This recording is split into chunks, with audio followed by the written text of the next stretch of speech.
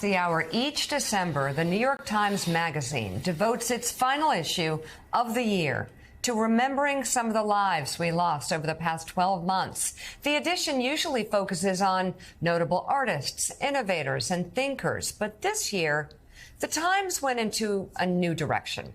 For 2022, the magazine is honoring some of America's youngest victims of gun violence. Rather than looking back at how they died, the issue is shining a light on the lives they lived. Joining us now, editor-in-chief of the New York Times Magazine, Jake Silverstein. Jake, I guess, first of all, explain to us how you all came to this decision and what was the message you were hoping to send? Sure. I mean, it wasn't a decision we came to lightly, in part because we know how much our readers enjoy our typical lives they lived issue. And that begins, of course, with usually I come on this show and talk about some of the interesting people and people that we feel a great deal of nostalgia for who have passed away in the last 12 months. And we knew we would be depriving our readers of that typical end of year fond look back. And so we thought really hard about doing this and why we were doing it. And of course, we were motivated in part by the terrible events in Uvalde. That was around the time that we began thinking about how to end the year with this issue.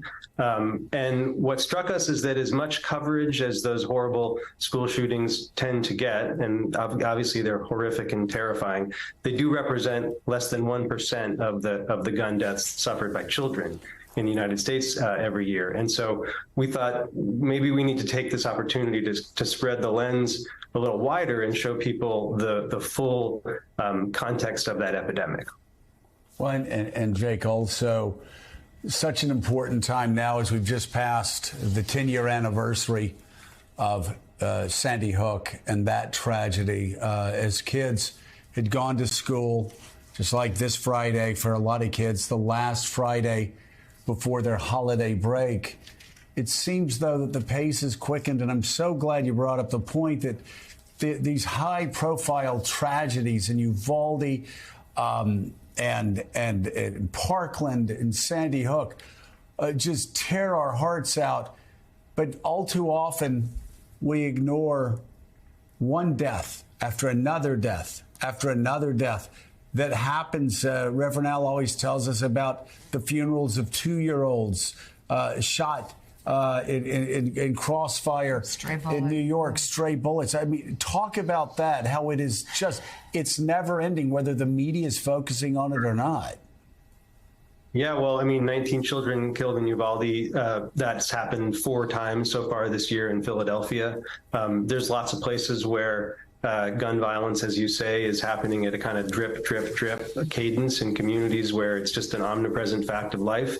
We know that in 2020, it became the leading cause of death for American children. That was again true in 2021, and it looks to be on pace again this year to be the leading cause of death. It surpassed in 2020 car accidents, which were the leading cause of death for Americans under 18 since the 1960s. As recently as a decade ago, car accidents were still twice as likely to kill a young person in America than gun violence. But we now are living in an era in which that's no longer the case. Gun violence is the leading cause of death, and it's rising. It's rising in cities. It's rising in small towns. It's the median age of the kids who are being affected by this is getting younger. These are all really sobering facts. So let's look at some of the children you are highlighting. One of them is Darius Dugas. He was 11 years old, from Houston. Yeah, and I just want to say, I mean, this issue is about the lives they live. That's what the title of the issue is. It's always been that way. And we really, even though we've been talking about the larger context and the statistics and the data, that's important, but we really wanted to focus on the lives that these kids lived. We wanted to treat them the way we treat our typical subjects who have lived much longer lives.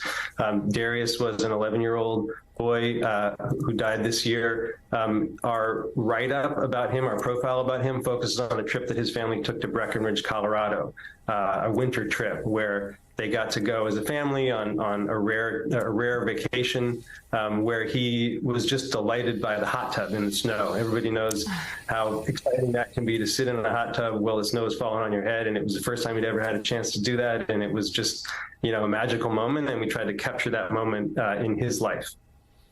Another one of the children is Juan Carlos Robles Corona Jr., 15 years old, from Philadelphia.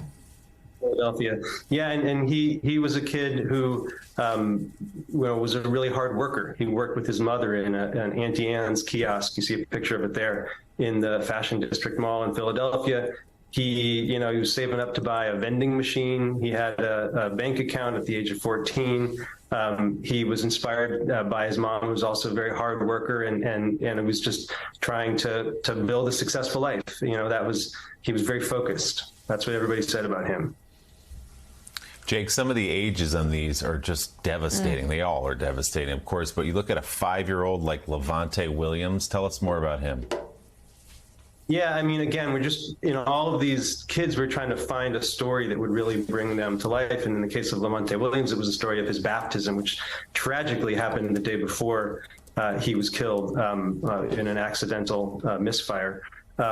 He was a buoyant, rambunctious 5-year-old kid who was just very, very connected to his family. One of the things that I found so moving about this issue is that depending on the age of the kid, you're seeing these kids at different stages of life, some of them trying to pull away from their family and establish their own independent identity and all the kind of fumbling ways that teenagers do that. Some of them, like this young man, like this little boy, still just deeply, deeply connected to his family, his grandparents, part of a really close-knit family that was built around faith. So the story of his baptism really revealed that. Look at that face and that smile. It's devastating. In the Bronx, a 16-year-old named Angie. Tell us about her. Yeah, like I was just saying, some of the stories, in a way, this whole issue gives you a portrait of childhood in America right now, because these are all stories about these kids' lives and what they were going through. They're not about stories about their deaths. They're about their lives.